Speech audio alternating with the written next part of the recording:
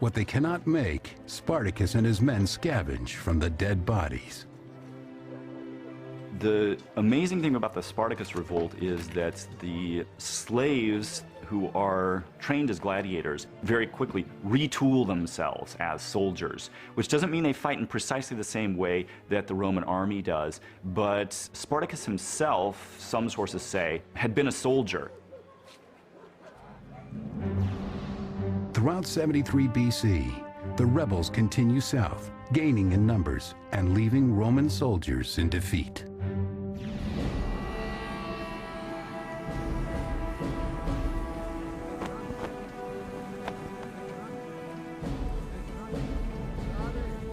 The Senate calls for another magistrate, Commander Publius Varinius, to stop them. A keen horseman, Varinius brings his Bastalion with him, as well as the traditional Roman symbol of power called the fasces, a bundle of wooden rods surrounding an axe. This symbolized the magistrate's power to use force to enforce order. Sticks to beat civilians or soldiers, the axe for capital punishment. The axe was only put into the fasces when the commander is outside of Rome, because on military campaign, the commander has martial law power over his troops. But symbols seem to be of little use to Varinius against a slave army. Spartacus' troops have already bloodied his own, killing his co-commander. Varinius prepares his remaining men for the battle to come. Spartacus, familiar with Roman strategy, stays one step ahead, according to the historian Sallust. To avoid a surprise attack while they raided the countryside, the rebels propped up fresh corpses at the gates of their camp so that the Romans would be led to believe that guards had been stationed. With the decoys in place, the renegades are free to attack the Romans at will, catching them completely by surprise. Spartacus's force is really fearsome. The officer corps, if you will, are these superbly trained, really tough, experienced gladiators. So they want revenge. This army wants freedom, but they also want to show their Roman masters that they are men, not just tools. Through his ingenuity, Spartacus scores another victory over the arrogant Varinius and takes prisoners from the Roman army. 2nd century historian Appian records Rome's humiliation. The Romans did not yet consider this a real war, but rather raids and predations of bandits. But these bandits defeated the Romans. Spartacus even captured Varinius's own horse right from under him. This Roman commander was that close to being taken prisoner by a gladiator. The victory is all the sweeter when Spartacus steals the fasces, the ultimate symbol of Roman power. When Spartacus surprises Varinius in battle and manages to capture not only his horse out from under him, but also his fasces, this is a tremendous blow to the credibility of Varinius, but also to the power of the Roman state symbolized in those fasces.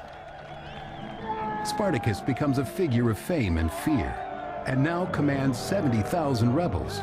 But tension builds between the army's popular slave general and his friend Crixus.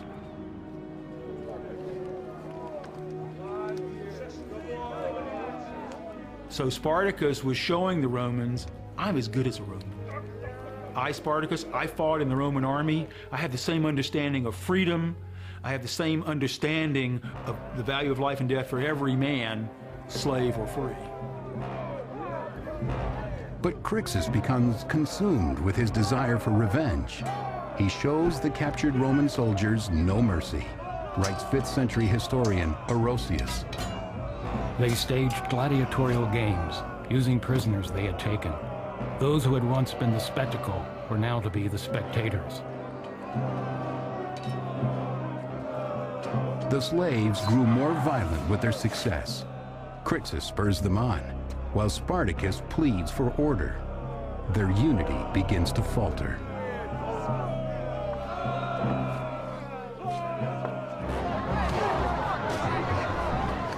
Then Crixus makes his move. unleashing the slaves' fury against defenseless Roman civilians. Historian Sallust describes what happens. The fugitive slaves immediately began to rape young girls and married women, killing those who tried to resist. Spartacus himself was powerless to stop them, even though he repeatedly begged them to stop.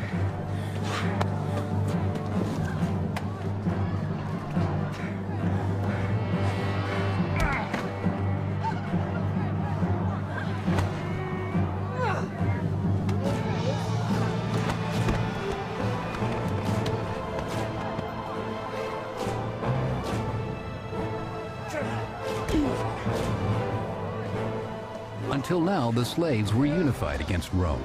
Now they begin to turn against each other. It's the moment the Romans have been waiting for. Southern Italy, 72 BC. The slave Spartacus and his army of rebels have managed to defeat and humiliate the Roman troops dispatched to stop them. But now, as his comrade Crixus exerts his own authority, the conflict is coming from within.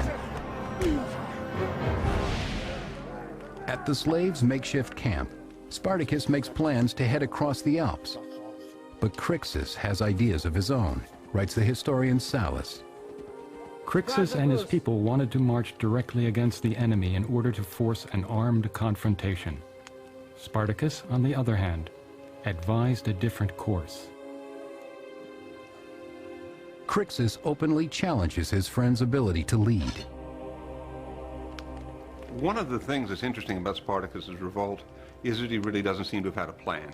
In the area that he is, he's got now probably tens of thousands of supporters, and he's got to move from area to area around Italy to make sure that everybody can eat. Impatient, Crixus abandons the slave camp, taking a faction of rebel soldiers with him. Spartacus is now left to lead his people alone. The two men strike different paths across Italy. With the slave army now divided, Rome prepares to strike hard. Consuls Lucius Gellius Publicola and Gnaeus Cornelius Lentulus meet to plan their strategy. The Romans simultaneously thought of the slaves as contemptuous subhumans, but also recognized that these slaves were tremendously successful in battle against themselves. So in many ways, this made it their worst nightmare that these slaves were defeating them over and over again on the battlefield. This untidy rebellion now looks more like an actual war, and it demands a serious battle plan.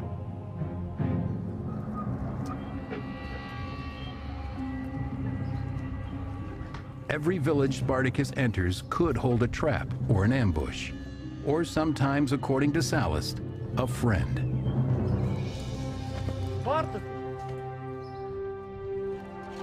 Many slaves in the towns were by nature sympathetic allies and offered things that their masters had hidden away, or dragged out their masters themselves from their hiding places. These nobles are given as prizes to the army, to further humiliate the Republic's aristocracy. From his fellow slaves, Spartacus also gathers food, weapons, and more soldiers for his cause. But Rome's efforts also increase.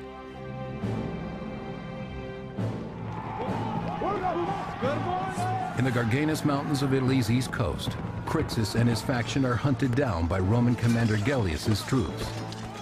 The writer Plutarch records it. Gellius made a sudden surprise attack on Crixus' forces, who, because of their arrogance, had separated from Spartacus. The historian Appian. Crixus was in command of 30,000 men. 2/3 perished, including Crixus himself.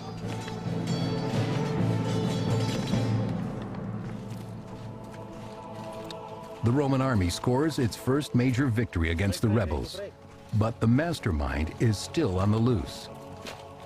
The Romans don't linger on the killing field before heading out to crush Spartacus. Orchestrating a pincer movement, Roman commanders Gellius and Lentulus camp on either side of the mountain pass, waiting for their prey. But their simple strategy doesn't prepare them for an army of desperate slaves. One of the most important things about Spartacus' revolt was it broke out at a time when the best Roman armies weren't in Italy.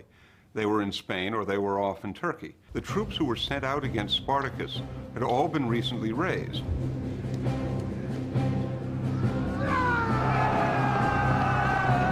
The historian Appian. Spartacus turned on them one after the other and defeated each Roman army in turn.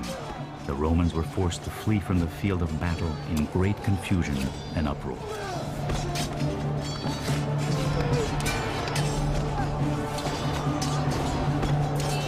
The Roman officers faced a really formidable military challenge, and the Roman officer corps, not being professionally trained, was simply not up to the challenge. Once again, Spartacus has claimed victory over the Roman army. But this time, victory isn't enough. Spartacus demands blood vengeance for the death of Crixus. He sacrifices 300 Roman prisoners. He begins to develop into this massively anti-establishment figure, celebrating his defeat of Roman magistrates, executing Roman prisoners, destroying the property of the rich in the countryside, providing an alternative, really, to the current regime, and that's where he draws his strength. With this victory, Spartacus's army has the chance to escape Italy for freedom. But instead, the men choose to remain in the empire they so despise.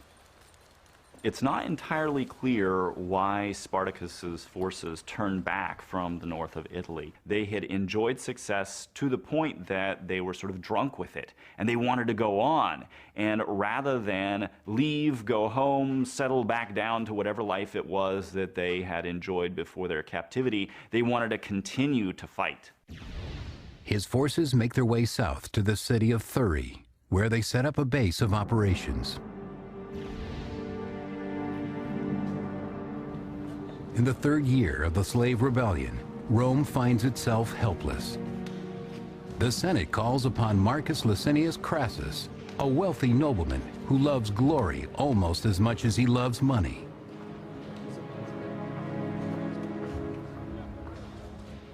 He wanted to be at the top of Roman society, and that required winning military victories.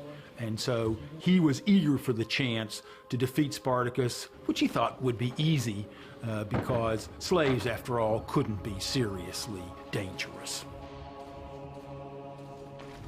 But Crassus, learning from the failure of others, will not underestimate his foe. A strict disciplinarian, he takes his assignment seriously, for his glory and for the good of Rome. Spartacus's growing army of rebellious slaves have become well organized and apparently unbeatable. Now Marcus Licinius Crassus has devoted himself and his considerable forces to their destruction. But Crassus finds the Roman force undisciplined, cowardly, and ready to retreat in battle. Crassus will not stand for this. After suffering a humiliating defeat against the rebels, he takes drastic action.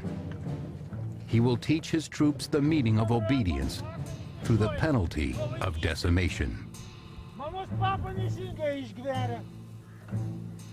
Decimation was a terrifying punishment because men were just arbitrarily taken out, every 10th man. Maybe you hadn't run away. Maybe the rest of the unit had run away and you had stayed to fight. But if there were no witnesses, you could be pulled out as the 10th man. So you were in absolute terror standing in the line as to whether you're going to be the one who's going to be taken out. And then your death is going to be horrible because your friends are going to have to beat you to death with sticks and clubs. It's not going to be a quick, easy, or honorable death. You're not going to be stabbed or allowed to commit suicide. You're going to be disgraced, and it takes a long time to be beaten to death. Through decimation, Crassus makes his troops fear him more than they fear Spartacus, their enemy. It was meant to shame the men who are doing the beating, as well as the man who's killed, even though he might not have been personally a coward. In the name of discipline, as many as 4,000 men meet their agonizing death this way. but the brutality makes its point. Crassus scores a victory in his next battle against the rebel army.